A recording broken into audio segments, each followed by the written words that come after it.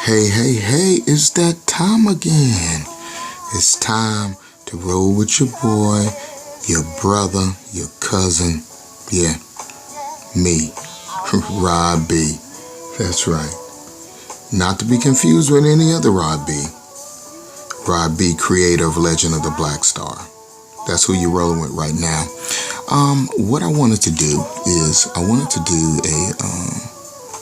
start doing some tutorials here.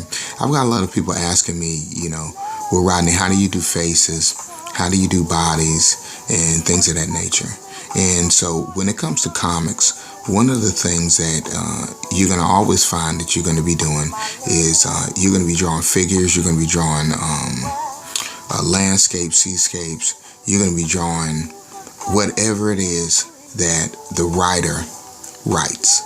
And so it's important to be able to draw these things and to make them as accurate as you can. Now, when I say accurate, doesn't mean that it's got to be photorealistic unless that's the style you're going for. It can be cartoony, but it's got to be, when I say accurate, it's got to be believable. It's got to be believable so that you can tell that something is heavy or something is light or something is flying or something is coming out at you or something is going away from you. So that means that, perspective needs to be in place, and, facial expressions and all that sort of thing.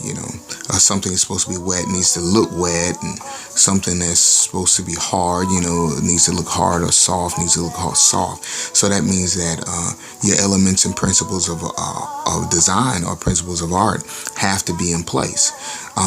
But before we get into all of that, what we're going to do is we're going to I'm going to show you how I put a person together, okay? And so first thing I'm going to do is I'm going to start with the roughs, okay? In case you're wondering what program this is Manga Studio EX. Okay, I think this is version 5, I think it is. But anywho, I've had some great success with this program. I love it. I worked a lot of stuff out with Legend of the Black Star in Manga Studio. And turned out real well. Anywho, here we go. So first thing I'm going to do is I'm going to rough out the head, neck, and shoulders, okay? And I'm doing it in a style it's called gesture drawing. When I was in school, we had to draw from live models. And so what had to happen is you had to be able to quickly look at the model and then get the pose. All right.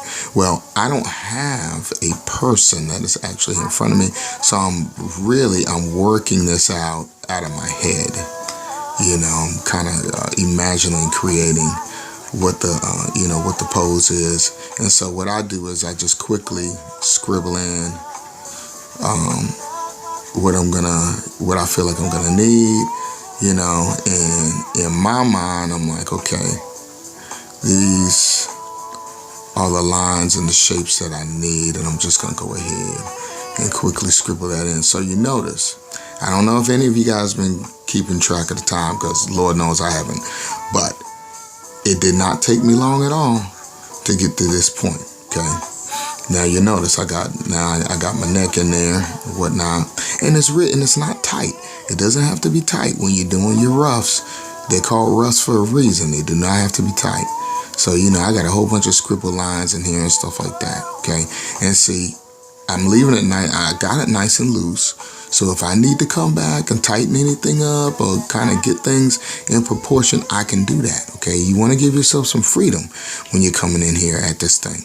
All right, so look, I'm going to stop right now, and then we'll continue on in the next video clip. Thanks for watching, y'all. Love you. Blessings and good energy. Holla.